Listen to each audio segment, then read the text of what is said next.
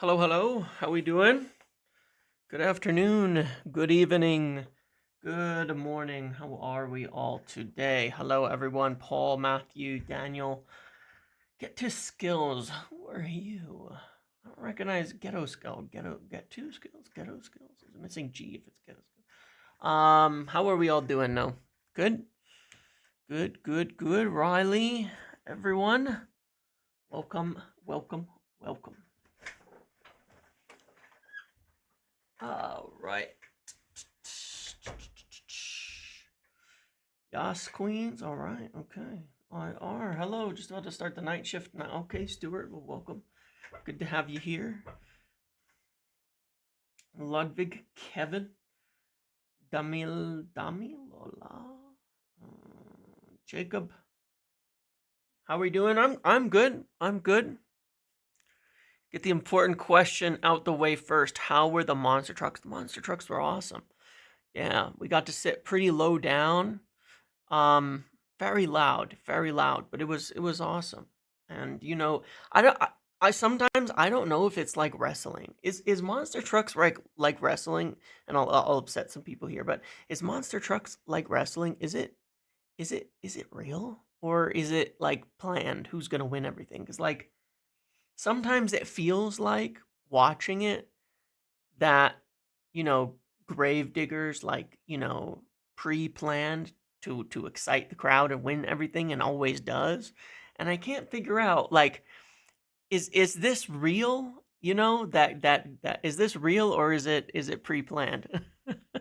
Rush Manu again with gifted memberships. Thank you very much, as always. Once again, you've gifted so many to the channel over the last few months. I really appreciate it. Means a lot. And welcome to everybody who gets one of those for free. If you're here, make sure to like the video, share it, spread it around, do all those things. Help support the channel and all of that. Hi, Daddy. Oh boy. Thoughts on Kendrick's performance last night? I think that um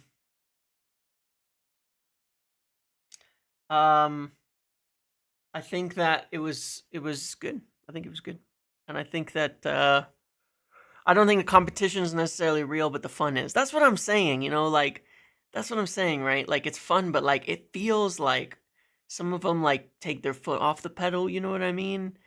And like Gravedigger's the only one attempting to do the coolest tricks, and so like obviously he's gonna win. You know what I'm saying? Like obviously there's no guarantee, but it was like, well, he's the only one who attempted to do a backflip and successfully did it, and nobody else even tried. So I'm like, well, nobody's gonna win if only one guy's attempting the toughest trick. So it feels like maybe it's a little bit scripted or something. I don't know. What I think of the Super Bowl, it was a decent watch. I had a decent hate. I had a decent Chiefs hate watch. Just it's it's good seeing a certain celebrity be disappointed, but I don't want to say the name because I feel like it's actually super dangerous to say that name online in any sort of negative context. Like there's huge risk involved with doing that. If you know who I'm talking about. um but no, it was good. I always like to see new teams win. I think parity is the best thing about American sports. That you know, I think parity is one of the best things about American sports. There's a lot of things not to like, but parity is one of the better ones, where so many teams get an opportunity to win, and teams that have been down bad for 20 years will come through and win, and it can happen. Um, so yeah, I mean, that's cool. That's cool. It would be nice, to see teams that aren't so see teams that aren't so good, come through and get back on top and win championships. I mean, that's something we can all get behind. There's always these cycles in US sports. Yeah, exactly. Like if you're a fan of a team, someday it'll come good. I mean, I grew up and spent a lot of time in Tampa. That's why I'm best friends with the Glazers, obviously, because all Jewish people from certain parts of the world know each other. Um, um, but the Buccaneers were the worst team in like the history of the NFL for a long time, and I was living there for them to see them win a championship as well. And so the cycle always turns around in anything in U.S. sports, anyways. But there's a lot of downsides with that too. Um, the Nike women's sports ads was great. There were some decent ads. There's some decent ads. Dolphins and Cowboys fans here, no hope. Your time will come. Your time will come. I guarantee it. That's the thing. Your time will come, much like ours will. All right. So moving on to that in particular, I think that that makes a good segue to everything. I think that makes a good segue into United, into where are we going. When did you leave? I left a long time ago. I mean, I only lived there a few years while I was young, like before I was a teenager. So it was a long, long time ago. And then I went back there. So yeah. Madison, Wisconsin was the first place in America you visited. I wonder what kind of impression that gives you of the U.S. itself. Samuel gifting 5 memberships to the community. Thank you again. Wow, super cool. You guys are awesome. Some days I feel like I don't know yeah, I don't know. It's awesome. I some days I wish there was more I could do on the lives to kind of hang out. Jimbo got one. Oh, Jimbo. I know Jim. All right, there's Jimbo. Jimbo with the nice dogs. That I wish I could do more on these live streams to just like kind of hang out, you know what I mean? But it's kind of boring. It's not like gaming on Twitch or something like that. It's kind of I can't sit here all day and do that, unfortunately. But I always appreciate everybody who's subscribing, who's joining in memberships and all that. It definitely means a lot. Okay, let's get into it. That's a long enough introduction. We've been here what? It's already been 8 minutes. All right, I will get into it. You love Wisconsin. Milwaukee was cool too. Nice. I'm from the Midwest. I mean, I spent most of my years in Chicago, and and plenty of overlap between South Wisconsin and northern Illinois. So yeah.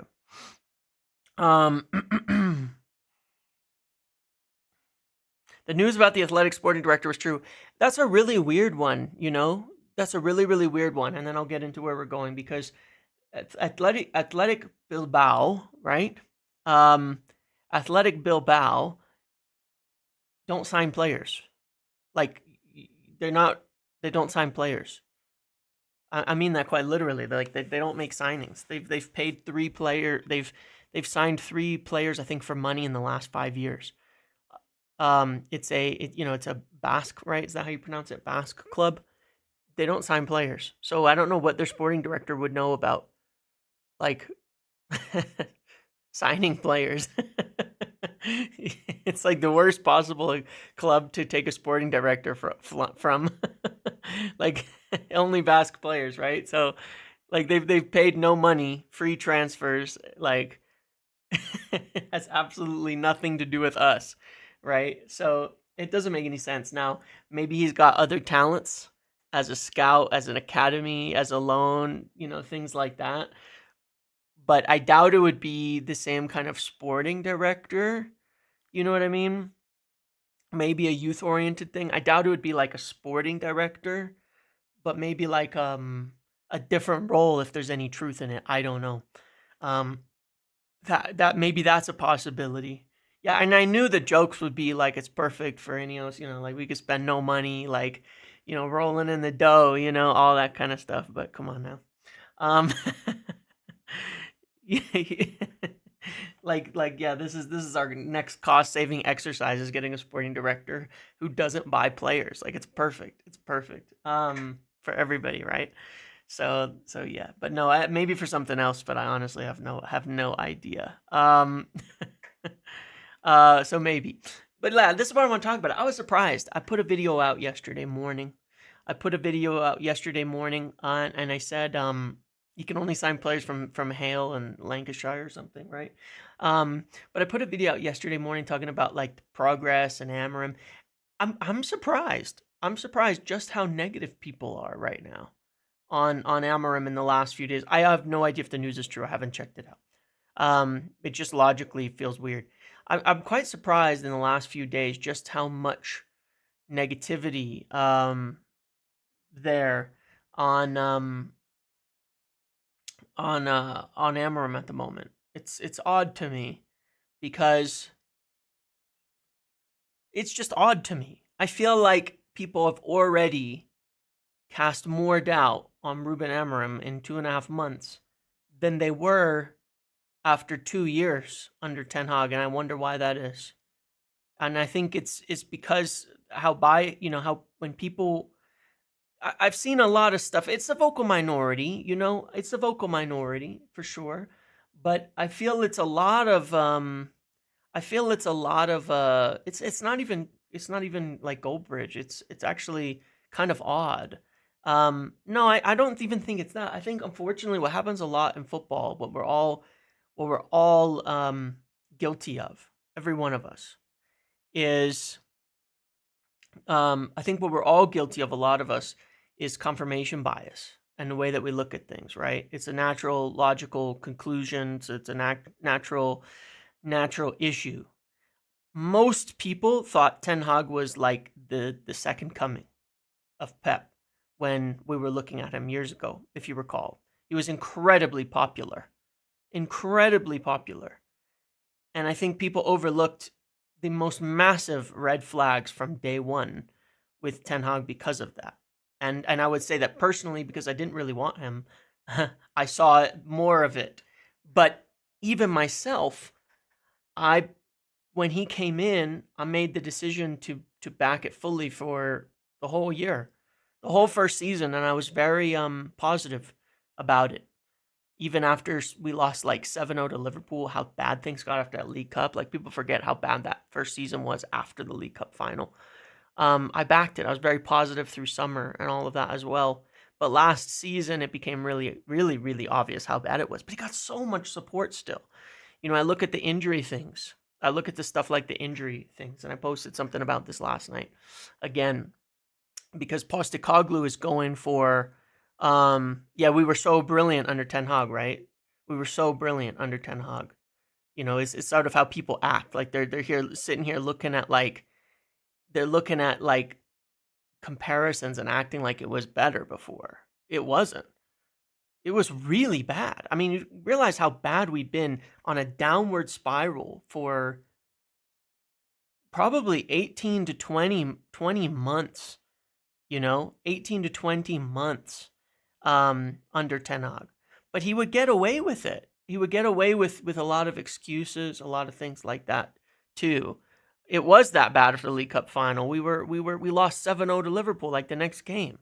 And we never recovered. We got knocked out of Europe by, what was it, Sevilla, in an awful second leg. One of the worst second legs ever in terms of performance. Like, blowing a lead like that was an absolutely horrific.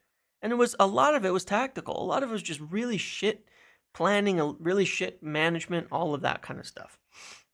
But then you add to that was with 600 million invested and things like that, right? Now, I made the point about Spurs, about Postecoglou, saying, I don't think he should be getting away with it either, because this whole injury thing is nonsense. I pointed this out about Ten Hag, and I think this is somewhere where a lot of people are just purely uneducated about how it works. This is an advancement. This is a step forward that has been taken by the best clubs. Last season, I made a lot about this. Last season, I made a big deal about this. And it was denied by almost everyone. And it worries me that maybe a lot of people at, a lot of people even at the club didn't understand this, about this whole point about managers and injuries. But the clubs that are really advanced, I spoke to some people who work in a medical area of top clubs. And I mean top clubs. I mean some of the clubs that have actually performed the best, like, and have that experience. And that's where I gained that opinion, and that information. It was never my opinion because I don't know shit about health, and I don't know shit about athletics and the human body and enough to know that. But I do know when to listen to the right people. And then it was really interesting because I was talking about that a lot last year about how, the injuries were caused by training problems, by overtraining, by poor load management, by style of play, all of that, and that we would never, ever stop having injuries under Ten Hag. And we didn't. We didn't. We never, ever stopped having injuries under Ten Hag. We always got these soft tissue muscle injuries under Ten Hag from pretty much his first season in the middle onwards, all the way through there. And everybody and Tottenham are doing the same thing, and they're experiencing it the same way now. There's that graph showing the sprinting in and out of possession, and Spurs are all the way in the top right, way ahead of everyone. And I always try to tell people, look, it's not about running hard. That's why I hated sprint stats. Honestly, I hated sprint stats, and I hated running stats because they're very misleading. The best teams actually don't run the most. Spurs run more than anybody, and they're below us in the table, and they can't stay healthy. It's not an accident, and it's why one of the reasons I've taken issue with that is like the only measure about, they got to run more, this really old-fashioned, old school style of thinking that is just about effort, Roy Keane or something like that. It's just about effort. It's not. It's really not. It's not like that, actually. There's a balance here that has to make sense. And I said, Postecoglou shouldn't really be getting away with it either. It's never going to stop. He keeps talking about how we keep getting hit back to back, and then it gets worse, then it happens again, and it gets worse, it happens again, and you never recover. He's never gonna. They're never gonna. I think what Richarlison got injured in the last game after just coming back, things like that. It's never going to, because when you play that way, you're going to pick up injuries the more you run. But it's also about training and things like that too. There's luck that goes into it, and look, everything isn't all or nothing, right? There's obviously some players are more robust than others. Bruno's not going to get hurt no matter what you do. But the worse, like it's bad luck, right? So it's like the more times you test your luck, the more likelihood you are going to get injured. The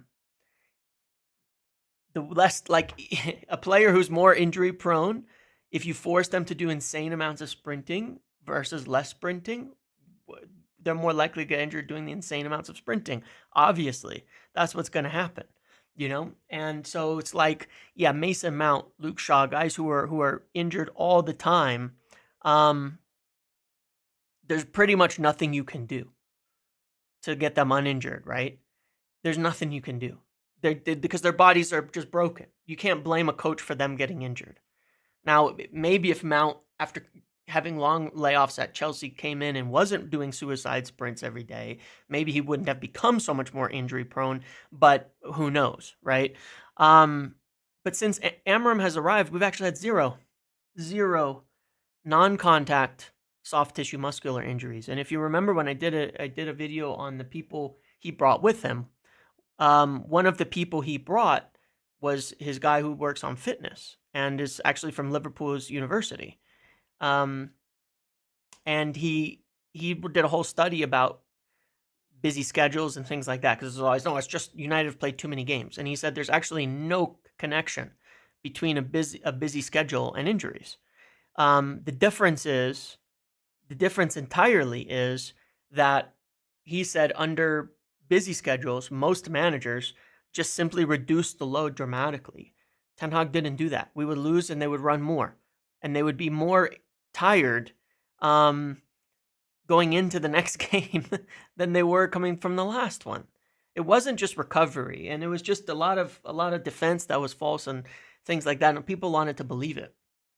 My point was, I think there's unfortunately with this, a lot of confirmation bias, because a lot of people didn't really want Amorim.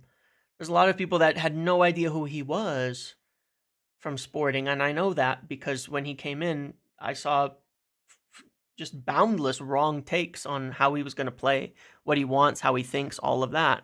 And Liverpool made a study, and finally on this point, Liverpool, Richard Hughes, the guy who runs there, I repost that article from Training Ground Guru and Jonathan Northcroft from the Times and all that, have as their first measure of managers whether they keep their players healthy or not. And Amorim came up on top, number one, as the manager that Liverpool looked at all around, that their players didn't get hurt, that he kept people healthy more than anybody else. And look, again, the manager's not the only factor. So, of course, there's always going to be more people getting hurt. But that's also about how managers train. If they don't properly adjust for certain things, they're going to see more injuries.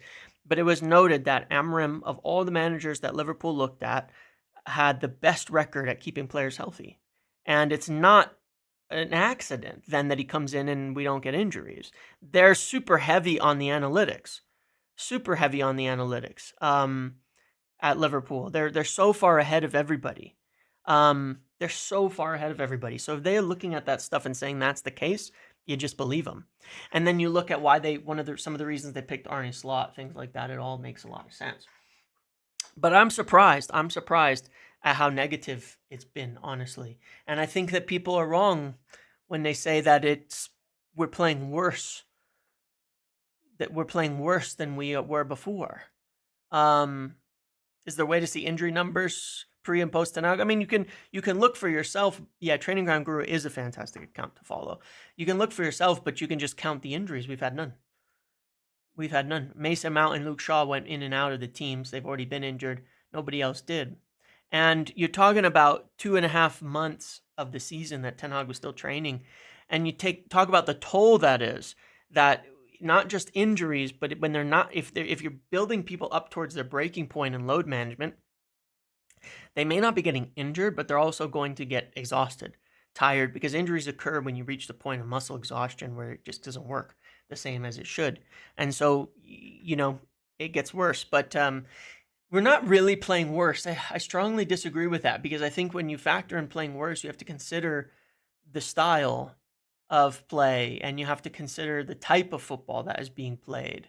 To say, yeah, Yoro got injured under Ten Hag. I mean, Mainu got injured under Ten Hag, and he looks half as quick as he did prior to this last injury under Ten Hag. Like, everybody was getting injured. Højlund got injured at the start of the season under Ten Hag, right? No, it's not worse. It's not worse because I don't think that results are always indicative of performance in a vacuum. And when you look at it, our league form is a little bit worse, but our cup form is much better. Our league form is a little bit worse, and our cup form is much better.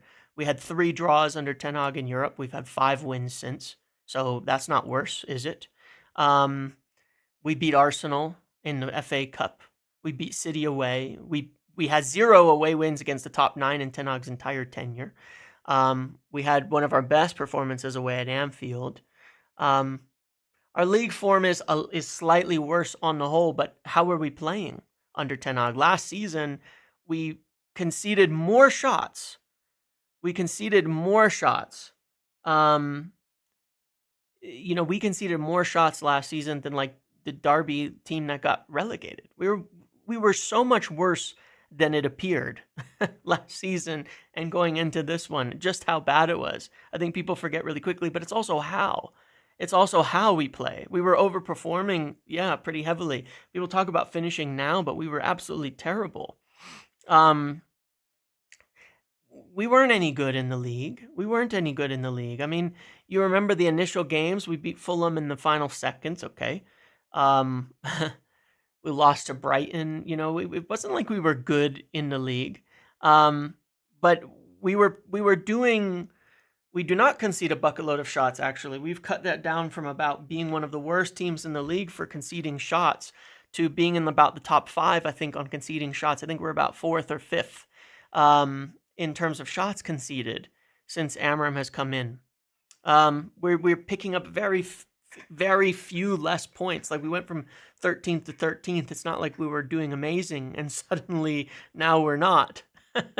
We've been poor, but we were also playing differently. We were also playing very differently to do so. We were playing. We were picking up points primarily by playing on the break. There was no future. There was nothing to being built. There was nothing being gained. There was nothing being added to. Does that mean we should finish 13th by the end of the season? No. But you're talking about as well a manager coming in 2.5 months into the season and having 2.5 months versus how we were playing after 3 preseasons and 800 million or 600 million spent. And then we're like just slightly better, maybe about the same in terms of results, but we're actually playing a better style of play.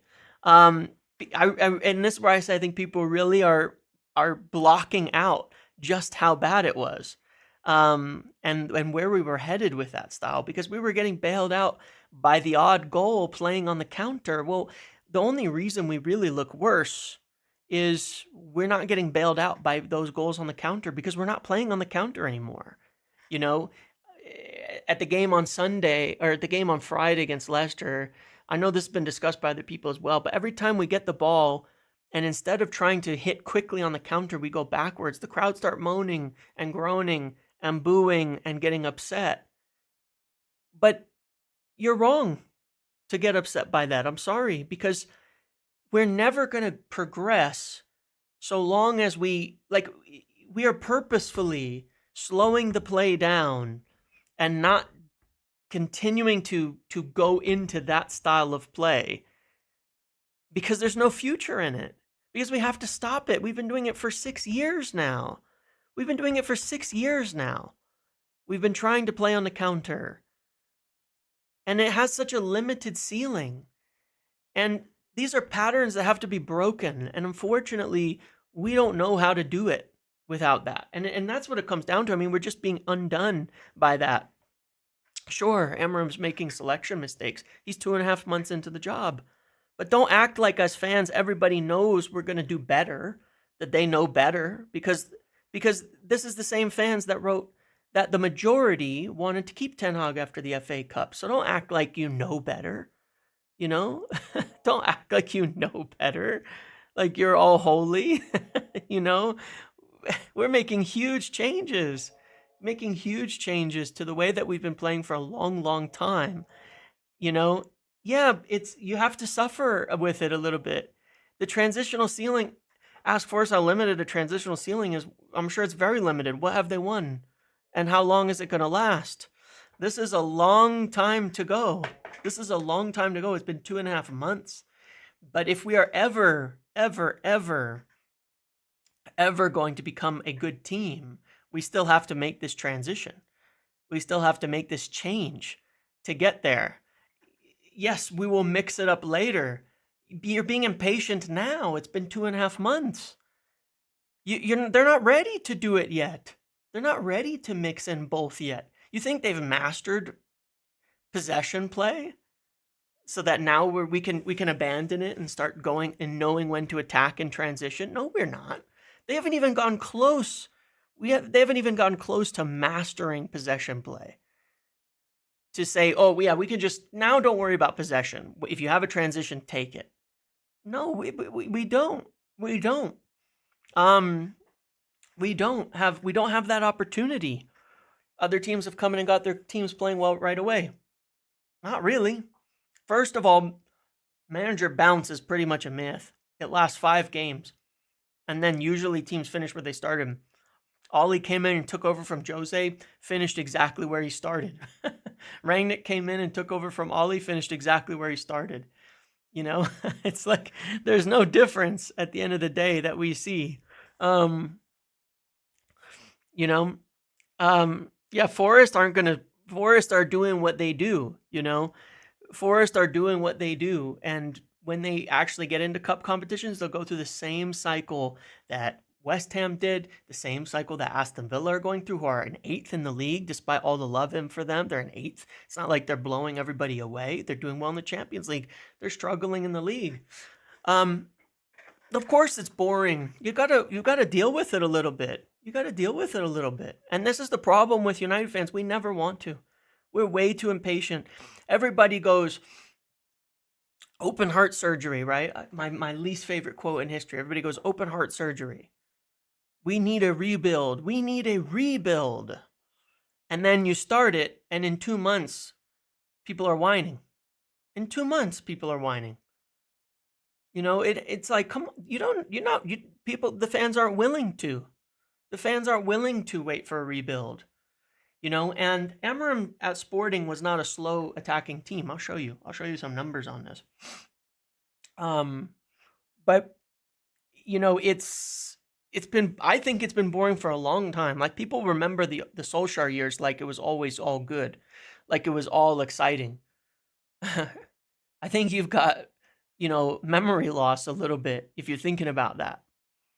People don't remember the Solskjaer years that well, in my opinion, to think it was always all exciting. You don't remember those seasons of just only counterattacking football and all the criticism all the time, that we had no attacking patterns, that it was horrible, coachless football, that they had no idea what they were doing, that the pace was slow, all of that. I remember that. I don't forget the way that people talked. People act like it was all super exciting. Pre-Bruno was horrible, and under a while during Bruno, there was a little period where it was really fun, and it was mostly during lockdown football. After that, it really fell off quite quickly. Everybody's famous for revisionism. It was pure moments football, and we have to move beyond that, because counter football will always be moments football. Always will be moments football, right? It will always be moments football. We're trying to get away from moments football. So forget it. Are we passing up moments? Are we passing up moments? Yes, we are passing up moments. We're totally passing up these moments that could be exciting football, because we're trying to create something sustainable. And whether or not Amorim will be a success, we don't know. I have no idea. I have no idea whether Amorim will be a success. We can't guarantee it, but we have to stick with it. We have to actually, literally, as annoying as it is, listen to him and suffer through it. Under Ten Hag, we didn't get open heart surgery. We got expensive plastic surgery. Absolutely the case. It was surface level. It was absolute surface level. But let's look. Like, I showed this graph here, right? And I wanted to show it versus last season as well. And I want to show you some interesting stuff on it. And the good teams can counter quickly and control games and build pressure. That's winning style. Yes, but you have to grow in that. We've only been a counter team. Look at last season. Top counter-attacking team in what? What are we? 97.7th percentile. What did it get us? The worst season of football I've ever seen. Ever at United was last season. But we were really good at counters. So what does that tell you about counter-attacking football? Okay? It's not the way forward. It's not the way forward for us. We were one of the worst teams in the league defending, physicality, pressing, and we were pretty low on possession as well. It's a balance. We just played counter-attacking football. That's all we did. And we have to move away from that. And we have to break the patterns of doing that. Because the problem with it is, if you say it's okay, just go take your counters, then all you do is you play on the counter. Because when you counter, you either score or you lose it. You can't play possession and counter-attacking football, actually. You can't be a high countering team and have high possession at the same time. The ceiling is very, very limited. Like that, you look at just how bad we were, but we scored more goals because we leaned hard into counterattacking. That's it. And that's the end of it. That's the end of it. That's all we can do. We're never going to go past this. We're never going to go past this. I don't expect the season to be better. No, Liverpool haven't. I'll show you. Liverpool won 1 title. All right. This is Liverpool this year. Look at their counters. One of Arne Slot's biggest focuses has been dropping off the counters from Jurgen Klopp. Why? Here we go. Ready? Because under Klopp, they were a high counter-attacking team, and what did they win? What did they win last season? What did they win the year before that? They had a brief spell with some of the best players in the best form winning the league during COVID and a Champions League. And besides that, they struggled. And even with all that talent, they still failed to win very often. And they started to get burnout, and they started to get injuries, and they started to have to rebuild. So Arne Slot came in and said, all right, we're going to play a more sustainable style of play. Now, they'd already gotten really good at a lot of things because it took years to get there. It took years to get there for Klopp, right? He didn't win it in the beginning. It was a process to become well-rounded and good at everything, okay? I'm talking about last year. What did they win? When they were the best counter-attacking team, and they were too counter-attacking, because this was a big criticism of Klopp towards the end, is they played too fast, too aggressive, too risky, and it wasn't sustainable. This was a big part of the criticism of Klopp towards the end of his tenure there. But they had to build into being well balanced, and Arne Slot came in and said, we're going to slow the game down. We're going to slow the game down and stop playing so crazy and start playing more sustainable, and look at how it's paid off for them. They're still a top pressing side, but they defend better. They score more goals than they used to. They've increased possession and dropped the counters, and they're not picking up injuries left and right constantly at the level that Klopp had for a couple of seasons there after winning the title, where things fell apart. But Liverpool still had a well-constructed team in 7 years. 7 years at that point in time. And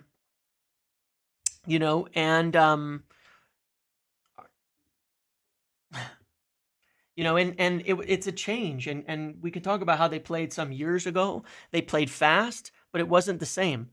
Liverpool the first 2 seasons, Arsenal the first couple of seasons, it takes time, and they picked up in crazy amounts of injuries. And then let's look at teams like Aston Villa. All the love-in for Aston Villa, things like that. They don't play amazing football. The difference is they score a few more goals, and that's really what's undone us at the end of the day right now, is that we just can't score goals. I mean, it's actually crazy. And then you look at Tottenham. All right, well, let me switch this so it's not blue, because I think Tottenham is the best example of this.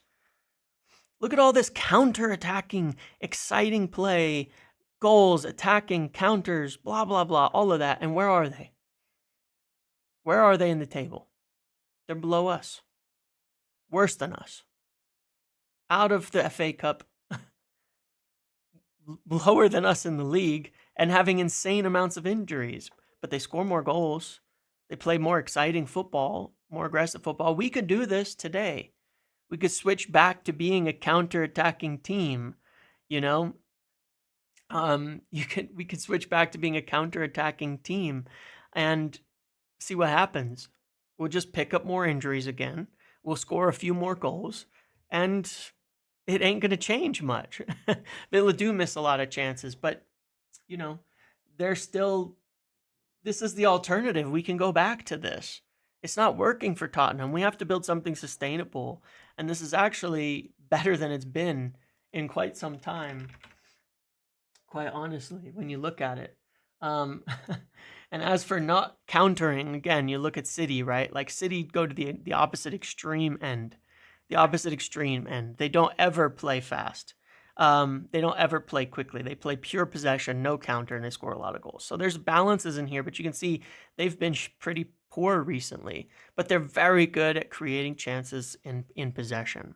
So at the end of the day, really all it comes down to me is that, we're not scoring goals. If you look at all the games that we've been in, a lot of it comes back to the fact that we're not creating enough chances to score. Really. And that's the main criticism that's definitely there. That's definitely very, very valid right now, is that we do not score goals, But the biggest problem with all of that is, why don't we score goals? Because how have we scored goals for the last 6 years? We all know the answer, and it's playing on the counter. And we can either continue with that and stick with it, and stay in the same cycle forever.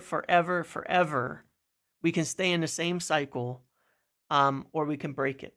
And when I say we're playing better, I think it's better football, even though it's kind of awful at the same time. I think it's better in terms of a long-term view. It may not be better in a game, but I do think it's better football for the long term. It's a more sustainable style of play that we're bad at. And that's what I mean by that. We are bad at it.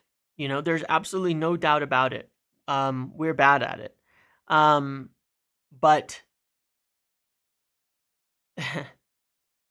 it is a more sustainable style of play to start to dominate possession, territory, limit chances, things like that. And there's been sides. And then look, it is painful. It is boring right now. It is frustrating as we see it. There's no doubt about that. But I like it better than what we were getting for the first 2 months of the season, and definitely last season, because that had absolutely no future, right? So it's like, I can accept it. If we either accept it or you're really going to be unhappy. And that's what I kept saying. It's going to be bad and we just have to accept that, or you're going to be unhappy. And, but I prefer watching it because I can at least see that we're trying to do something new and different and sustainable. Okay. That we're trying to do something new and different and sustainable. Whereas watching last season and the start of this season, there was nothing being built, nothing being gained, nothing being grown into, nothing being learned. We were shit and we weren't even learning. We were doing what we've always done, and that's my point about it being better. It's better for the team, Someone just drag a body bag outside. I know, right? Someone's picking up branches and leaves apparently, but yeah, it looked like they were dragging a body with a tarp. I'm gonna have to keep my eyes open here, but like, no, but that's what we've been doing for so long. Is this like we were playing counterattacking football that got some results, but where was the future? When were we gonna improve, and why? Because it was the same football we've been playing for 5 years, and it's never gotten any better. It's never gotten any better. I did want to show one thing on that. Hold on. Because I do understand the concerns. But again, I will say I watched a lot of sporting, okay? I watched a lot of sporting. No, you do have to accept it or you will be unhappy. That's a fact because it's here to stay. It's here to stay. You have to accept it or be unhappy. Those are your choices because it's not changing. That's the thing you have to get. So it's your choice, but it is going to be one of those two things. You accept it or you will be very unhappy. But I'll show you. Look, this is actually sporting. And like I said, I've watched a lot of sporting, and this is part of it. They played plenty fast. In fact, the balance of counters to possession was a little bit higher on counters than possession. But they were also one of the best defending teams in Portugal. And if you watch, like, for instance, their game against well, you can watch a lot of their games, actually, because I actually have. They also scored shitloads of goals and all of that. And so it's not to say that, Amorim teams don't counter. Amorim teams, oops, I hit the wrong button. Amorim teams, won't play quickly ever or anything like that. That's not really the point, that they just won't. That's not what I'm getting at. That's not really the issue at all. They can, and they do, and they score enormous amounts of goals once they get going, but he does not feel like we have the basics in place, He does not feel like we have any of the basics in place. So he sacrificed last season a bit of I showed Liverpool already here. Liverpool, low counters, higher possession, but they're better at the other stuff. So he sacrificed a lot of things. What does it mean? Okay, there's a guide here. I'll pull it up on the screen, okay? Because that's a good question, and I think it does help knowing those definitions. Defending is goals conceded per 90 and shots on target against per 90. So we've significantly limited the shots on target per 90 while the goals are remaining about the same, and some of that's simply because our keeper sucks.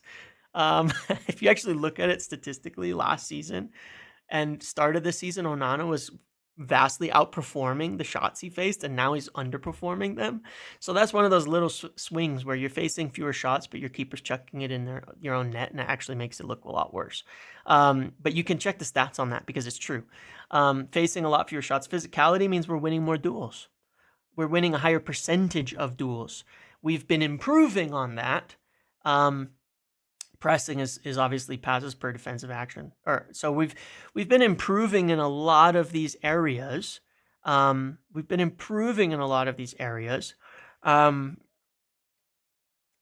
look, Van Gaal did do a similar thing, and it was pretty turgid for a while there. No doubt about that. It was pretty turgid. It's a top 7 leagues, I think, or 6 or something like that, percentile wise. Right, and improving attack and possession will improve shots on goal as well. Yes, definitely. That is definitely a factor. In all of this as well. Those are things that will make a big difference too. So yeah, it's gonna take some time. Yeah, I'm not going to pretend that Onana didn't chuck them in on Ten Hag because statistically, he was actually a very good keeper, not from a passing perspective, but from a saves perspective. We spent a lot of time last season defending in our own box, and Onana made a lot of good saves. And this, you can look at the numbers yourself.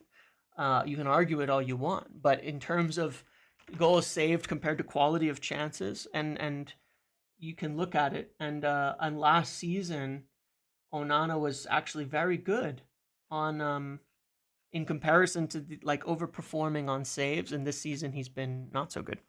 Any idea if the Mikel Gonzalez story is true? No, I do not know. It doesn't really make total sense to me. But yeah, we have to improve. On a lot of things in order to get there. And one of the things, obviously, is that the cups are still going to be big, right? Because, the season has still been obviously quite poor. The season's been, the Premier League, we kind of know is pretty well dust in a lot of respects. And if you look at Diogo Dalot talking about this in an interview, he's saying they're training on the pitch because they haven't had time to train, right? And that's a factor in this too. Like I said, they're learning to do something entirely different on the pitch. There was one other thing I wanted to mention on the whole Amorim thing, because one of the other sides of the negativity towards Amorim is obviously the whole Rashford situation. And you guys here, you watch me all the time. You know my thoughts on Rashford. You know my feelings on Rashford. You know how much I've defended. You know how much I've defended Rashford, and how big a fan of Rashford I am, and I always will be. The situation with Amorim it makes me kind of sad to see it, because I think people are being misguided, and I, like a lot of people who have supported Rashford through situations that I felt were untowards from fans and from the club as well. That's not absolving Rashford of responsibility for anything, but it is 100% not on Amorim, the whole situation at all. And unfortunately, there are just other things that I cannot say, about this at all. He didn't do anything to kick him at his lowest. There's just other things that I cannot say, and some of those are going to leave it, unfortunately, with people who are protecting Rashford being mad at me for not blaming Amorim. But if I said more things, it would only make it worse for him. It is what it is. It has nothing to do with it. Amorim did what he had to do. Rashford got out of the club, and those are the best things possible for all parties. It has nothing to do with it. And I don't really have any blame for Amorim in his comments either. I just don't, because it's hard to understand it without, and I've tried to explain as much as I can about it over time, but Amorim said what he felt to say, that he had reason for it. And the thing is that it's someone coming in at the end of the cycle. is someone coming in at the end of the cycle, and it doesn't matter. You know, it's kind of that simple. He is surely you don't know, but the thing is you don't know, right? The thing is you don't know, and I think that Amorim at least pushed it to a point where he had to leave, which had to happen. Which just had to happen. He had to. He had to push it to that point rather than having things sit in a middle ground. And I think that he forced that in a lot of it. Amorim has forced it on the club to make sure that Rashford got a move by pushing it that way.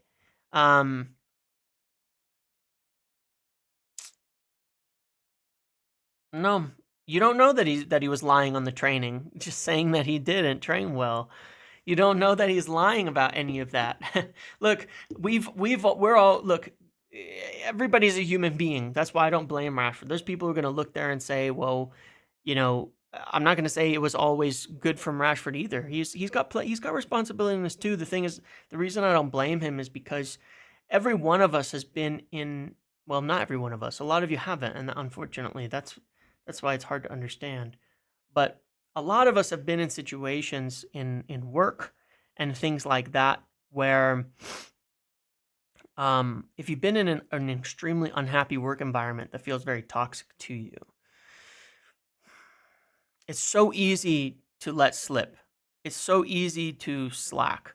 It's so easy to lose, to make mistakes, to do things that you shouldn't.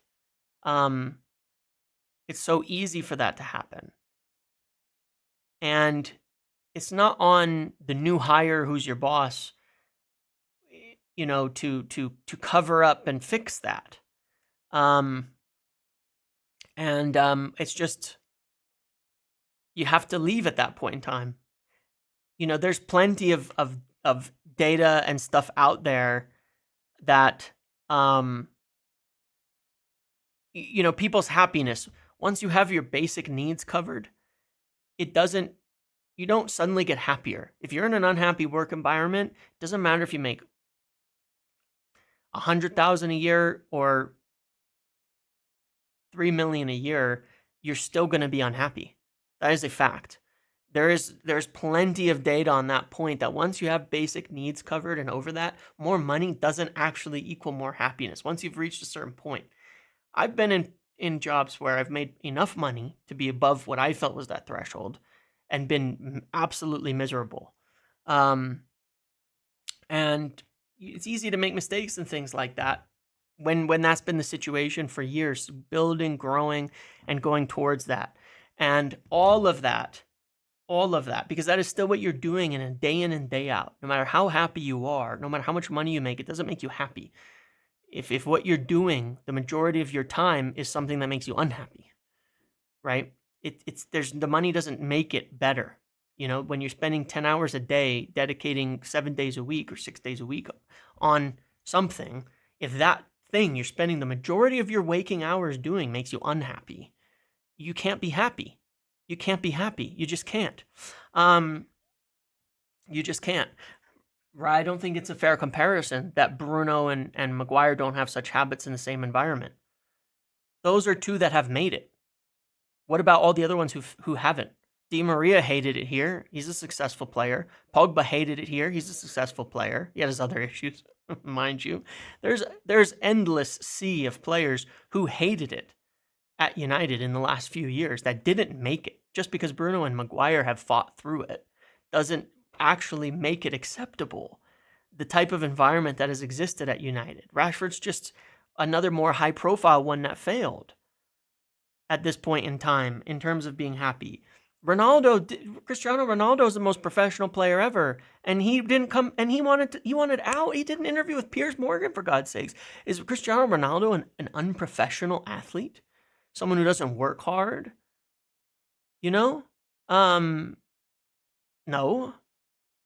at all. And he wanted out. Some of them are, it's a mixed bag, right? I'm not making claims everybody's innocent in this at all. There's always two parties at play. But it's obvious that there have been things that have been far greater than any individual player. That's why I don't blame the players so much, because without that changing, it's going to keep happening. But at the same time, it's definitely not on Amorim at all. Ronaldo is not unprofessional. You know, Ronaldo is definitely not unprofessional. There are things he is, but I wouldn't say unprofessional is one of them. Ibrahimovic, right? People with really high standards complained about it. But it is what it is. It doesn't matter. The point is, it's not on Amorim. It's just that there's been a situation that has been so bad at United for such a long time that creates these things, and that has to change. Otherwise, it will keep happening, and you can keep blaming the players. But it's like we've talked about. You know, under Oli, there's like 1 or 2 players left, and now people will say, "Yeah, Sanchez wanted to leave the day he arrived." Right? He said that himself, Richie. Right? Exactly. You know, and the thing is that it's like, yeah, Woodward did nothing to protect him, Krish, but that's part of the issue. Is where is the club to help these guys out and support them, and where have they been the last 10 years? Nowhere. They just leave them to their own devices. You know, Di Maria could have gotten a hell of a lot more support for situations that occurred, and it probably wouldn't have gone the same way. But regardless, at the end of the day, it's fine. We all move on. But it's not on Amorim. It's not on Amorim. But I refuse to blame the players in these situations. Some of them may be losers, some of them may be winners. But I kind of refuse to blame them when things go sour, because it's gone sour for 80% of them. And at some point, it's like the pool is poisoned just because a couple survive it. And we will change 10 players, and we will change 10 more players, and we will still have the same thing. And I think that is finally being changed in recent times, but that doesn't resolve the sins of the past, right? That doesn't resolve the sins of the past. But moving forward, hopefully, it's a lot better for people who've just got here, you know, helping new players settle in, helping them get going, all of that. Because, yeah, you can blame the players endlessly, but then you'll just keep blaming them, and we'll sign new ones, and they'll just keep failing, and you'll sign new ones, and they'll keep failing, and you sign new ones, and they'll keep failing, and that's the definition of insanity. Are some of them to blame? Sure, but the point is, there is one common denominator when 80% of players that come to United fail hard, right?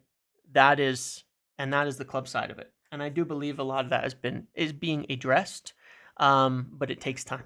It takes time, and it doesn't erase things that have occurred in the past. And that's a big part as well of probably kind of refreshing the team and moving a lot of people on, is that you just kind of have to, because they may be burnt at United. You know what I mean? And I think that's where Rashford is at. He's burnt at United.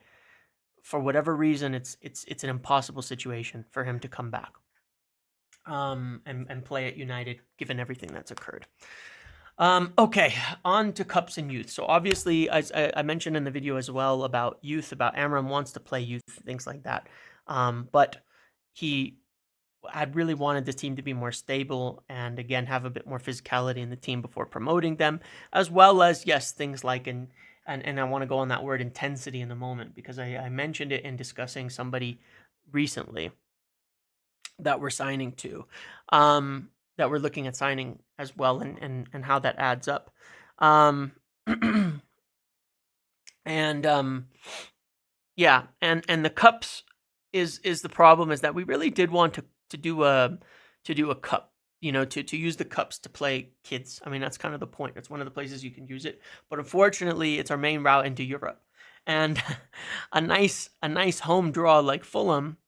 That's $2 million. That's £2 million, pounds in the bank, for United from a PSR perspective, which we actually quite need. So don't sweat the home draws. We need as many of them as we can get to help financially get all those extra tickets being sold and things like that. But yeah, I think that realistically, again, going back just on this point, it'll be closer to the end of the season when they feel more confident in being able to put some of the youth players through. But it'll probably be in the Premier League rather than the Cups that we start seeing youth integrations, because the Premier League has become, to a degree, where we are doing a little more of testing and training, because in a little bit of a way, it's less risky. We kind of need the cups now. We all need the cups now, and yeah, we need them, and that's how we're getting through there. So big games, big game against Fulham, obviously at home. We just beat them recently away. We've beaten them twice this season, so I think we should be able to beat them. Games against Fulham are usually pretty draw, but pretty poor. But we'll see. But I want to talk about intensity, because Fabrizio Romano said in a video, that the thing that Amorim keeps mentioning in terms of signing players is intensity. So if you recall Kenda, one of the things I said why he's really similar to Ahmad and why Ahmad is liked so much is intensity. And sometimes they say physicality, and that's part of it. But what I said about Kenda is one of the reasons he's really, really liked is Kenda is his intensity of action. And that means every action is taken at essentially maximum velocity. Quick decisions, aggressive actions, that's intensity, right? That is intensity. That's what you want. That's what you get out of it. When you look at players, is that. And those are, as you can kind of see, the players who Amorim rates and doesn't. And, when he dropped Xerxes and why he's kind of moved away from him at times, even for Højlund, is because Xerxes had, his first criticism of Xerxes a while back was that he played super lackadaisically. And I think we've all kind of looked at that sometimes and said that would be a kind of a critique of Xerxes. He can be a bit languid in his play. And I think he's a much better player than Højlund at this point in time. But he can be kind of languid in how he moves and what he does, where he's not very intense. And Amorim is asking for that, because a lot of what you see where it's very slow is a lack of this. Is there's a lack of intensity in every single action, and there's very few players who will do it. Garnacho in some recent games, and again, I've criticized him plenty, but in some recent games where he's made a big difference coming and playing is his intensity of action. He gets on the ball and he's very intense immediately, where it would have been really slow, it would have been lethargic, it would have been lackadaisical. He ramps up the intensity in these types of things, and that's what they're looking for in signings, as players to keep pushing that level up. And when you look at the best teams, that probably is what you see more than anything, because a lot of times people talk about work rate or they talk about running, but we talk about sprinting. It can be a bit of a misleading thing. Like, I don't think City players run altogether that much, but they are very intense. You know what I'm saying? There is a difference. Like, I don't think that they spend enormous amount of time sprinting, but they are very intense in how they play. Liverpool are probably have been at the top of both ends, to be honest, in terms of their intensity. And it is a factor, and we've been talking about it for a long time, but we've never done it. When you look at the players that we've signed, we look at them. Why does Lissandro always kind of work his way back in? Because of that, right? His intensity in his defending and his possession and his aggressiveness is always there. So even when there's weaknesses, he can kind of pull it back together in his game. Well, we've lost that. But when we look at the signings that we brought in, we brought in Eric. We were a lackadaisical team. We signed Eriksen, who can't do anything intense. We signed Casemiro towards the end of his career, and we did a lot of stuff like that in terms of our signings. And the guys that we did sign that were fairly intense, like Mason Mount, it can't stay healthy. We've all kind of noted that Mount would be kind of a perfect fit in the team a little bit. What he's trying to do with Mainu, I realize, is a lot like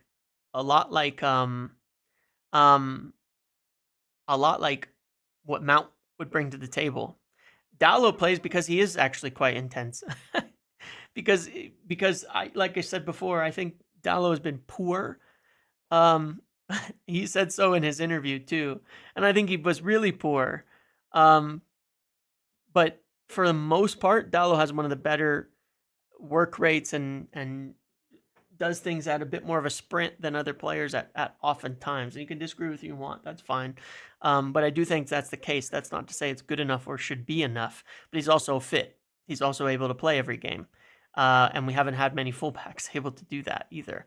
Um, Urgency, right? We have to have control and urgency, and we need players who can do things with urgency, who can do things quickly, um, and all of that. And so I think that makes a big difference in everything. But I think, when I've been saying physicality, intensity is definitely a part of that. Is not just like being big and strong, but doing things at a high urgency, doing things with a lot of level. And guys like Kenda are a big factor in that. They are a big factor in that. That's one of the things that he's so liked about a young player. Is, again, he does everything super intense, but it's also what Ahmad does, and it's why Ahmad has been so good for us, and why we've all really liked watching him. Is because when Ahmad gets on it, is he skillful? 100%. Is he fast? Yes. Does he do all the right a lot of the things? Yes. But also like there is an urgency of action. There is an intensity that goes with Ahmad, and it's hard to teach that. It's something that's kind of inherent in a player. And and I do think that the most successful teams have it. I do think the most successful teams have it. I think that, in different styles and things like that, I think that's one of the things they do. Now in Dorgu, I could see it, and when he came in, there was obviously at times a not understanding of what to do, but you could see that when he knew what to do, a lot of his actions were fast, were quick, were intent, and everything as well. And it's just a good point. And if you watch that Sporting team, I don't think that there's that much quality in it, quite honestly. I think there's a lot of players who weren't very good, and when I watched it, but they definitely had the intensity down under Amorim, and he demands it more than anything else. He demands it. That's like his bottom line on it. The intensity of action. They're not all fast. They're not all that great. They're not even all that physical, but they are very, very, very intense, and I think that's important. So, look, I've heard a lot of stuff and said a lot of stuff that's pretty similar to some of the things Fabrizio's been saying. So I quite rate some of the stuff he's been talking about recently pretty highly.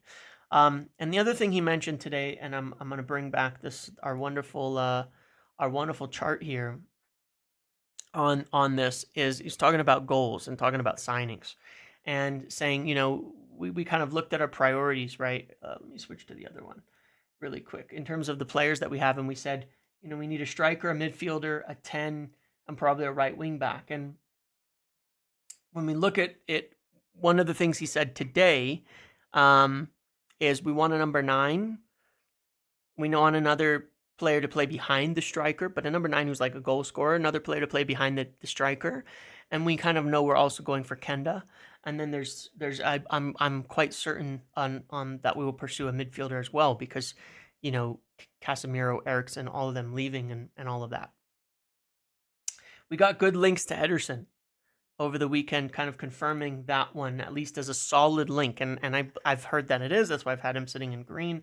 But we've got some good links to him. So far on the balance of everything, Ederson is right now our best link in the midfield. And he is, if you want to talk about intensity and all of that, well, he fits. He fits quite well. He actually does. Someone whose account is private did share something interesting about this, by the way, that I saw, and it was like it was just a picture of something. But Ederson is definitely, the midfielder is definitely a player who plays at a very, very high pace, high intensity player in the midfield. And I think he's pretty good. I think he's pretty good. And I think he also has pretty decent, like, suitable characteristics. Again, I see people somewhat like clamoring off him for like a top passer, but I still don't think that one. I'm not sure he's a bad passer in the slightest. I mean, based on midfielders, he's got some of the highest percentiles for forward passes and forward passing accuracy, as well as progressive passes. So he can't be that bad. No, people are weird with People are weird with the Ugarte thing too. I think this is another one. I see a lot of the accounts that hated the signing of him that refuse to admit anything good that he's done. And he's been good. Ederson is a good player. Ederson is a good player, and he's actually nothing like Ugarte, so it's kind of funny you should say that. Ederson plays in a 3-4-3. He plays like the other man in a midfield pairing. But he does a lot on the ball. He's nothing like Ugarte. That's the funny part. They're actually a very, very kind of good balance of things. If you want to make a comparison, and I did this on yesterday's video as well. But if you look, Ugarte is one of the most high volume defending players and highly successful defending players around, and that's his job. And he's a play breaker. And you have another player who brings something totally different to the table as a foil for him, and I think that makes for a good. I think that makes for a good balance. I think that makes it for a good balance of midfield. They're not the same player, and they're not.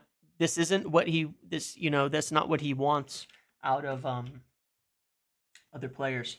Again, I'll show you like you take a look at like Yeoman. You can see like obviously he's in a sporting team, but he's quite similar. This is the profile of a midfielder that Amorim likes in his teams. He likes to have a real high volume defender who wins a lot of duels, and he likes to have a player. I mean, I can pull up Palacios, and obviously he's like an all action player. We looked at him before, but he's had some serious injuries as well, unfortunately. But yeah, there's there's more of an all-rounder. There's more of all-rounder as a good partner. And when you look at the Manu like pairing that there's a lot of people trying to claim Ugarte is a bad player, like he set us back. You guys are cooked, actually. You guys are actually cooked. But just the same people that hated the signing in the beginning and for some reason just can't accept that he's actually been pretty good. Compared to João Neves, they're not even the same player. That's the thing, again, people really aren't getting. You find João Neves and put him in here. That's great. They're not the same player. They'd be a good partner. João Neves would be a good partner. You put João Neves as the defending, play-breaking six in the United team, and he would be terrible. He would be absolutely terrible. They're just not the same player. There's two different types of player here, and people are fixated on us all. We kind of went through this under Ten Hag too. That under Ollie, actually, there's a lot of fans who still have this concept of like these amazing all-round players, and it's crazy. He has the highest he has like literally the highest defensive actions and one of the highest success rates on duels in Europe. In Europe. And people will talk like he doesn't defend well. He does. He totally does. But that's also while being partnered with Bruno. But yeah, he's been good. I mean, this is what we had last season. Statistically, it looks amazing, right? But Casemiro couldn't sit and defend at all, but he did all those passing and all that work, right? But no, you need a different matchup in terms of you need different partners in terms of the midfield overall. Ugarte and Manu, or Ugarte and Bruno, played against Liverpool, won the midfield battle. Arsenal won the midfield battle. City won the midfield battle. I don't know. I guess he can be, and he was a standout player in all of those games. In every one of those games, he was a standout player against the three of the best teams in England. And but apparently he's not. Apparently he's terrible. He can be the guy beating everybody. He can be the guy beating everybody. He can actually win the midfield battle against the best teams in England, but he's not good enough. It doesn't make any sense. Just, and it's weird to focus on the individual in a situation where the whole team is poor in its progressions. We beat Southampton. We're Where was anybody in that Southampton game? Why are you focused on that one player? You know, we beat Southampton. You know, it wasn't a low block. We didn't play a low block against City or Liverpool at all. Where was anybody against Southampton? People really are liking to focus on like this one player, like it's exactly that. You know, like that player was the reason we were poor in that game. Where were any of them? So the entire Southampton 11 is better than our 11 because we lost the first half. So the entire Southampton 11 was better than our 11. So Southampton have a better team, and yet they have like 9 points. You know? No, you have confirmation bias. That's the confirmation bias I'm talking about. I know, because it's the same people on Twitter and the same people in this chat that when the season started hated Ugarte and said he wasn't getting into Ten Hag's team because he was bad, and turned out it was entirely personal. And then since he's come in and actually played well, then then it hasn't mattered. Then they won't admit it. It's the same names. It's always been the same names, and they don't want to because it would make them look bad. Ugarte is a regular defensive player, and his standout traits are defensive. So when we're under more pressure, when we play against teams that are very aggressive in the midfield, that are attacking, then he does better. Then you can see what he's doing more, and he has more value. He's a defensive midfielder. That's really all he is. He's a defensive midfielder. But people aren't allowed to be defensive midfielders anymore. It's like I said, in summer, it's the same thing. People want a 6 who's really a 10 playing at 6. But when you get that, you see just how bad it was. But that's why I say I think people will get confused. Like, they easily forget our midfield. You know, like when we started the season, we were playing Eriksen and Mainu in the midfield. Or you remember when Amorim came in, we played Casemiro and Eriksen against Ipswich, and they got absolutely rolled over. Casemiro and Eriksen against Ipswich, they got absolutely rolled over. But both Casemiro and Eriksen have very good on-ball quality still. So why didn't it work? Why didn't we progress? That's João Gomez, the guy at Wolves. It's João Gomez. Ugarte is also 23. Ugarte is also 23 years old. And I'm completely surprised by it. Ugarte is exactly the kind of player that a lot of teams want. He is. He's like that, you know, a combative 6, something we've been missing for a long, long time. And João Neves isn't the same player in the slightest. They're different. And frankly, neither is Amadou Onana. But Amadou Onana, you know, I find it really interesting. I really like Amadou Onana. I liked him a lot. Big physical player, a lot of good traits in him. People are acting like he's been a world beater. He hasn't. He hasn't been a world beater. Amadou Onana hasn't been at all a world beater. In the slightest. So I don't know where people are going with that. You know, you can look at it. He hasn't been.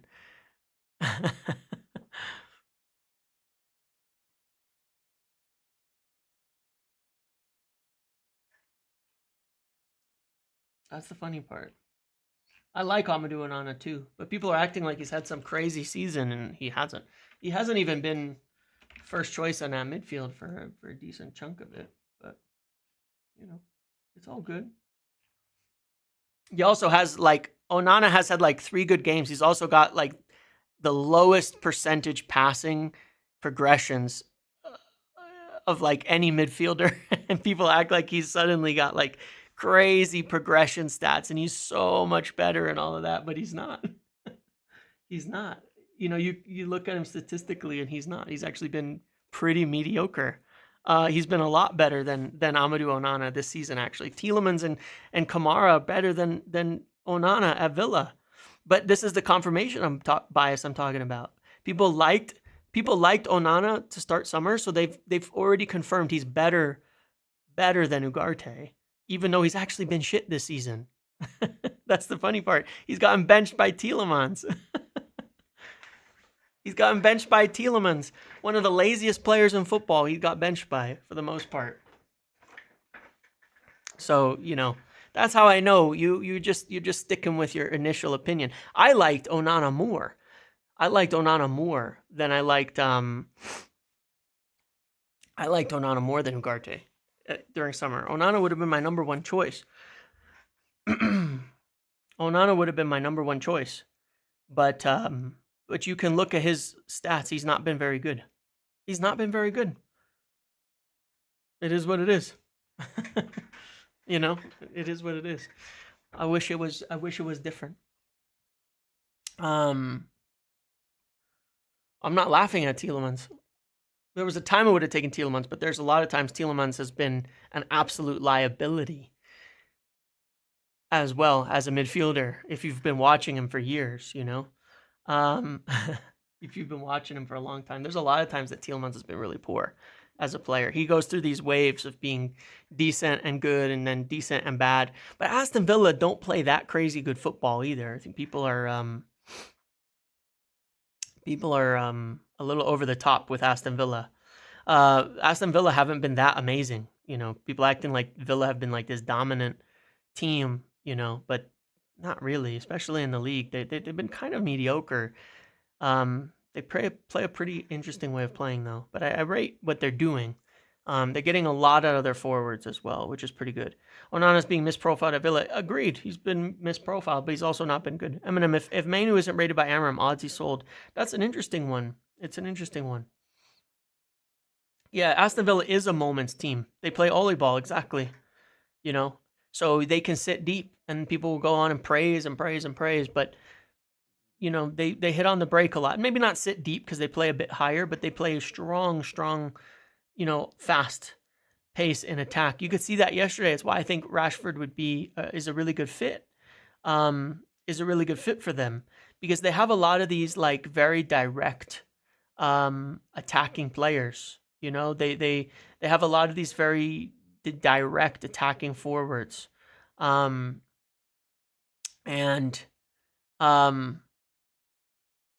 a shin kicker versus sides we were supposed to be. See, it's the same phrase as shin kicker. Like it's like a red flag that says like I get my opinions from Regista Call on Twitter when you say shin kicker out of a player.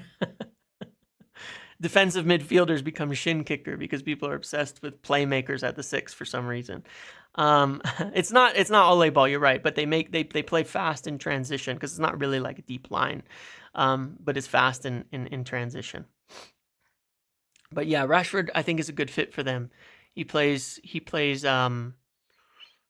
they play a lot of these like narrow, fast attacking forwards, and it's a lot relying on Morgan Rogers. Well, I think Rashford can bring a lot of what Morgan Rogers brings to the table.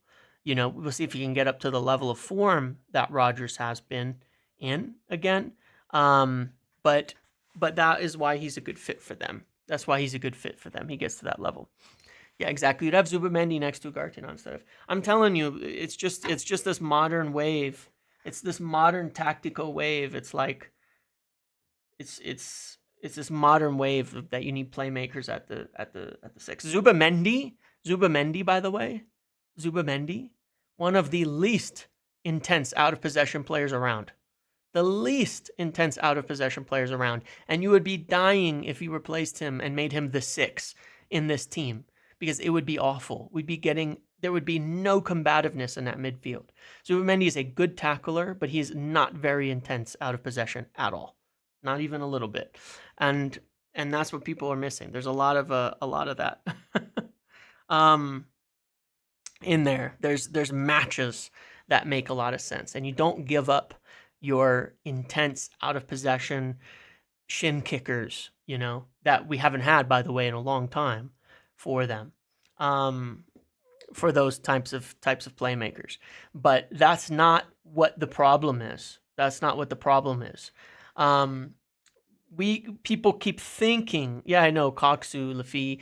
You look at the guy that went to Milan that was supposedly the best midfielder that we missed on him for 20 million or whatever, and he's been kind of mediocre. Yeah. It's kind of wild. And teams grow, and teams improve. We've had plenty of playmakers play in our midfield that haven't done anything for a long time, but we will see. The way that United want to build up and play under Amorim is through the wingbacks. Fofana, yeah, Fofana, exactly. Another one that was supposedly amazing. He's been okay.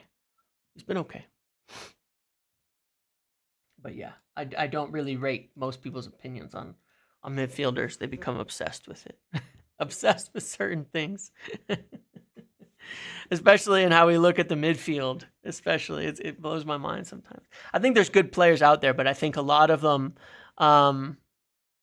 would be good matches. But then it's like we always do that thing too, where it's like the team's bad, wingbacks are bad, all these players are bad.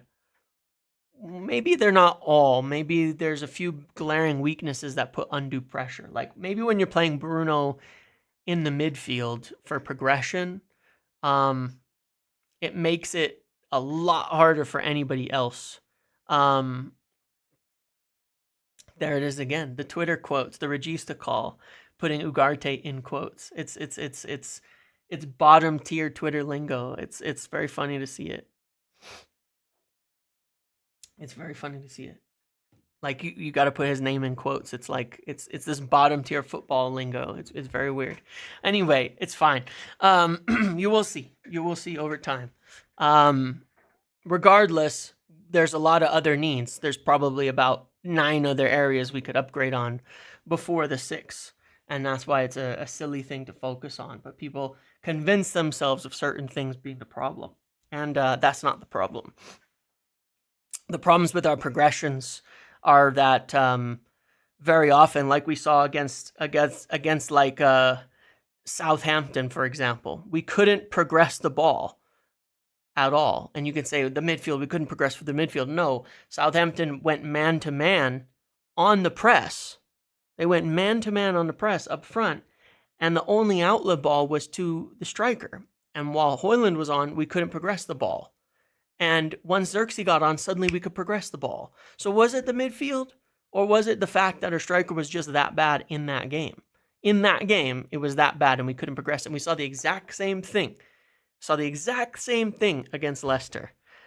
We saw the exact same thing against Leicester, that we could not progress the ball in the right areas. But the moment we put Xerxes on, that all changed. Because you have to have a way, every good team has a way to hit the ball forward. Every single one has a way to hit the ball forward and progress the ball up there. It wasn't the midfield. It's not the midfield. It's the 10s and the forwards in the build-up. But again, I know you didn't watch Sporting for the last 3 years, so you really don't know how these teams play and how they want to do it. It's not the midfield. It's a three. It's a totally different way. But it's fine. You all know better. It's all good. Hugo Chukwu and Joe Bellingham. Yeah, sure, go for it.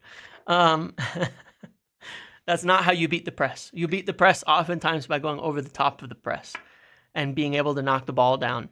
Like that is one of the ways you have to be able to beat a press. It's not the only way you beat a press is to just go through the lines. Sometimes you have to actually be able to go over the top of them and long when you're beating an intense kind of man-to-man press and win those. That's what most teams do. And if you can't win those over-the-top balls to knock it down, then you're going to lose. If you only have one route, you have to have multiple ways around a press to manipulate them and beat them. There it is again, the quotes. Anyway,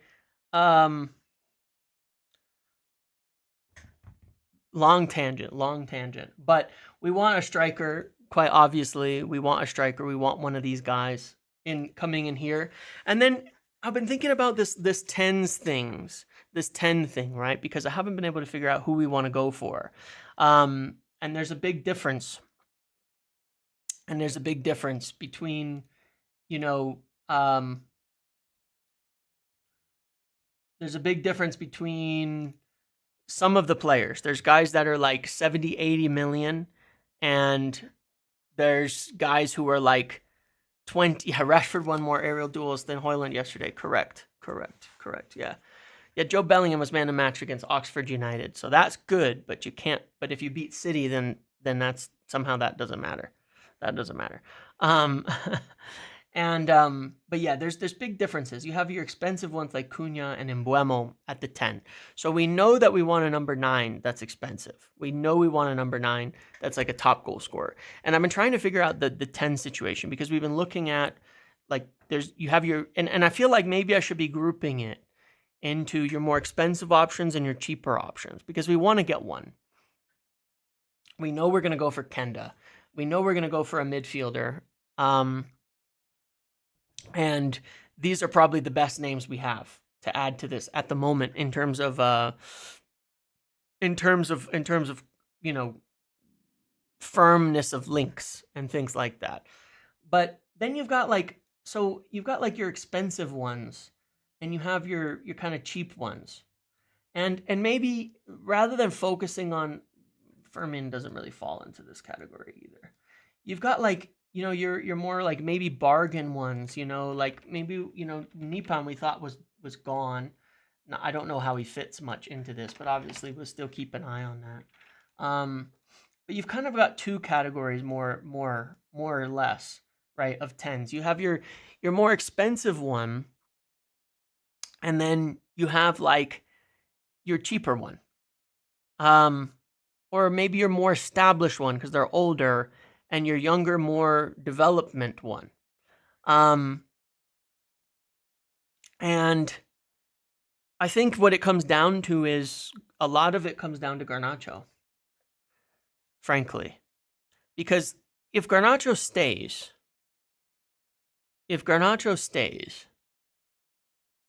and plays here, then, you know, it's some of it still depends on Bruno. Does he move deep? You know, does Manu move out? Does Bruno move deep? But if we're assuming, sorry,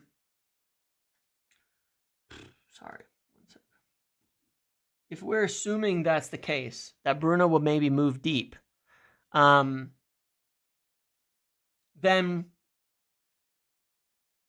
we would need a top forward in one of those positions.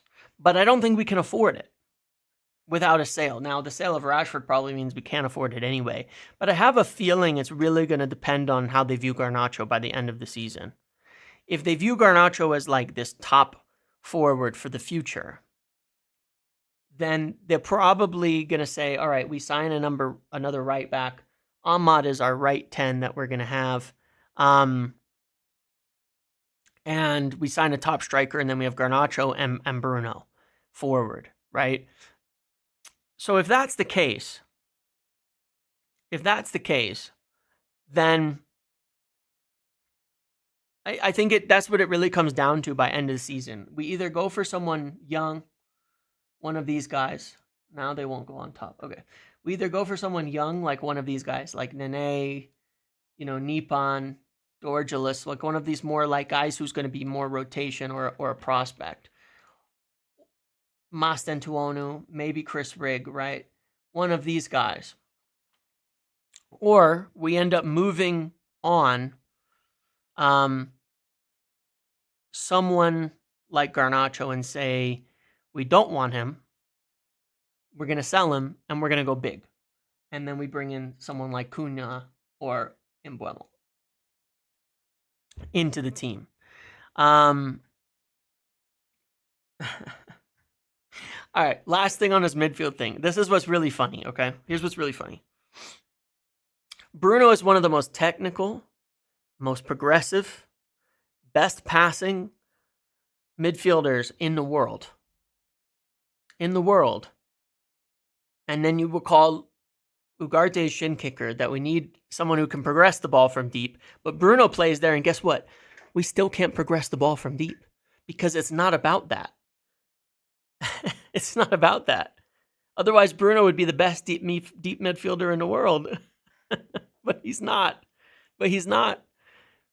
It's like Bruno can pass through the lines. Bruno's technical. Bruno has the vision. Bruno has the game intelligence. Bruno has the passing. Bruno has all of those things. But he can't pass. But it doesn't help our progression so much. So now it's not passing between the lines. It's dribbling. Okay. So we're just going to move the goalposts further and further and change the argument every single second. And it's going to go further and further on. Because otherwise, you should think Bruno's the best deep midfielder possible. He's been good. He works hard. He's got a good work rate. He's great on the ball. It's like who we're gonna so now it's ball carriers who are technical. Okay. Ball carriers who are technical. Like I said, it's gonna keep changing. It's gonna keep changing. It's gonna keep changing into something that just doesn't exist. First, it was passing through the lines. Then it was breaking the lines. Now it's carrying through the lines. But it's gonna be tempo next. Okay, yeah, tempo. We gotta find another word, another buzzword. We gotta find another buzzword. It's gonna be that we're just gonna keep finding. We're gonna keep finding new tactical buzzwords for what we want. But apparently it's not Bruno and it's not Ugarte, but we're going to find someone better than both of them. I promise. A combo Bruno-Ugarte. There's tons of them that exists there. There's tons of them that exists out there in football. but no, it can't be Mainu. It can't be Mainu either. It can't be Mainu either because, wait, no, hold on. Wait. It can't be Mainu, but Mainu is a good dribbler. Mainu's technical. Mainu can carry the ball. Mainu can evade pressure. But he can't do it either. So we're just going to keep changing the idea until we find the unicorn. There's a different reason it's not working. There is a different reason it's not working. I promise.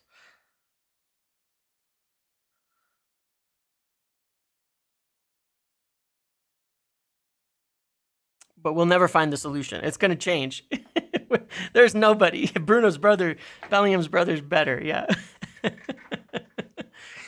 Mainu's one of his best traits is ball carrying, actually, but it's fine. It doesn't matter. I'm telling you, it's been ruined. Twitter has ruined discussion. Every player has to be everything. It's crazy. It's wild. But it's all good. So yeah, these. So anyway, if we move on, Garnacho, I think we'll go for one of these big names up here. But if we don't,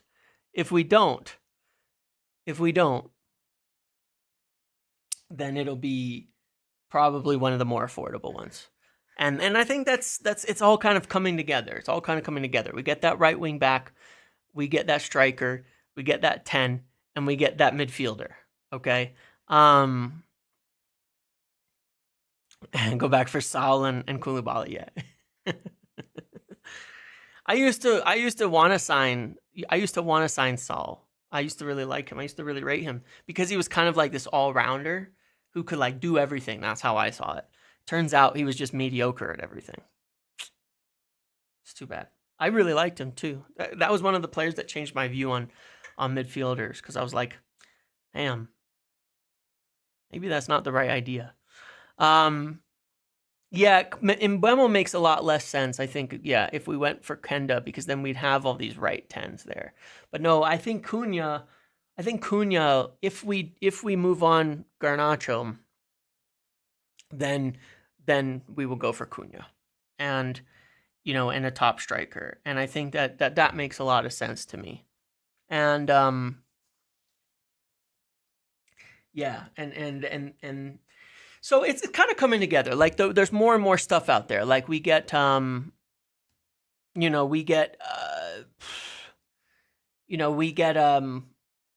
good links that are kind of adding the picture together and kind of confirming what we know, over and over. They're kind of confirming what we know, but it's kind of growing and building. So it's, Kenda, one of these 10s, a striker, and the names are starting to kind of line up here. So it's coming together. But it's going to take some time. So anyway, yeah, I know. I've been waffling around for an hour and 40 minutes. So then that was kind of the idea of doing a live today. Is I didn't have a ton a ton of brand new stuff, but I was just an interesting points of discussion to make with everybody on where we are at. And but I think it's a very if we sell Rashford, could we go for a more established player? Probably, yeah, yeah. We probably could, but it's more about like how we see them, you know.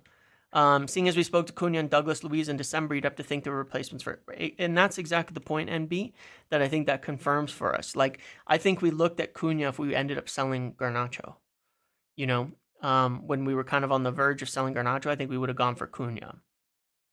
But you know, it is coming together, and because I know that United have kind of settled on their plans for summer, it's easier to kind of narrow down the based on what I'm hearing and what's being reported elsewhere, the truth. And I think we are really getting it narrowed down.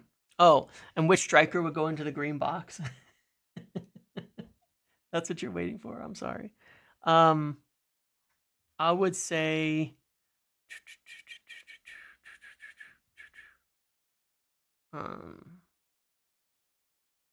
which striker will go into the green box? I think the most likely one at this stage is I don't know. I'll be honest, I really don't know.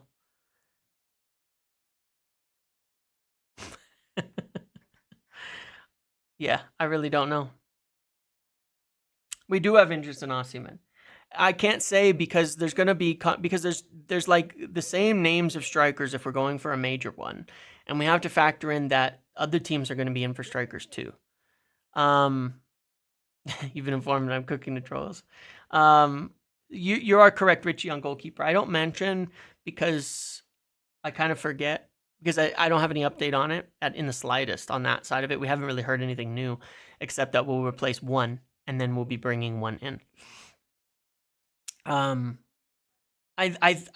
think that I don't think they've decided. Yeah, I think that is the true answer. I think that's the true answer, but I think it's also because we're going to be facing a lot of competition too. And so I think we'll have a couple strong interests, and I think we will be making contact with a few of these people over the next few weeks in terms of their camps to find out how willing they are to come with us. And then I think it'll start to progress a little bit. But I'd be very surprised if it wasn't one of those that we've looked at of the Osimhen, Šeško, Gyökeres, Samu, or Delap, because we've been watching all of them throughout the season.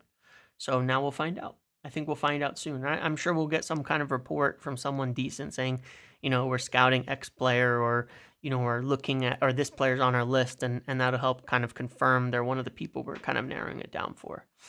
Can we go for a top striker who's not on the market? No, probably not. I mean, there's not that many out there, frankly, when you consider age profiles and things like that. Do I expect us to get signing early doors? I think after July 1st, yes. I think after July 1st we'll get a few signings in pretty quickly.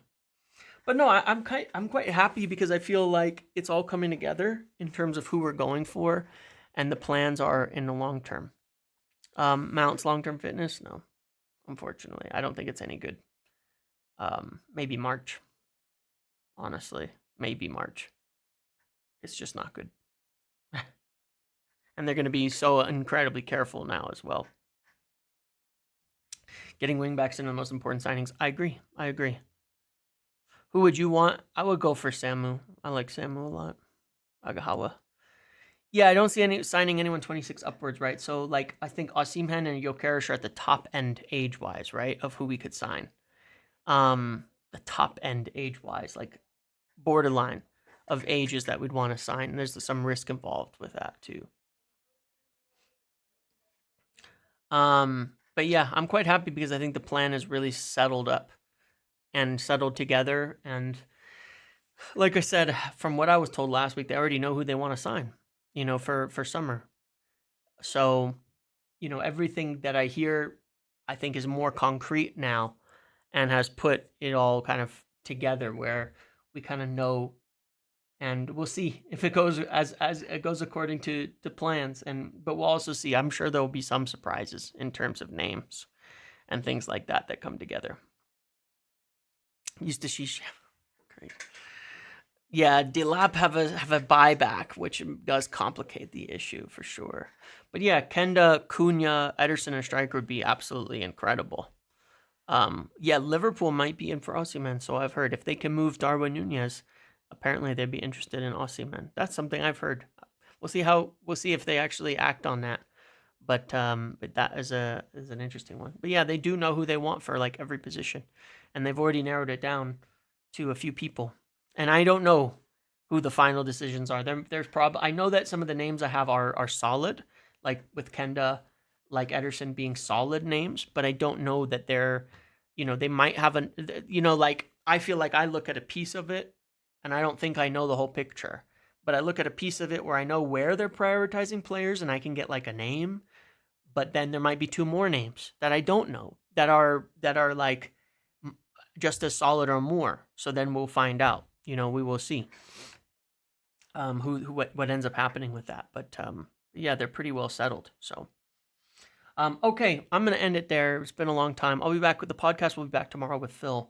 And thanks for all the discussion today. Even though a lot of it was no, it's all good. I respect that other people don't share the same opinion as me.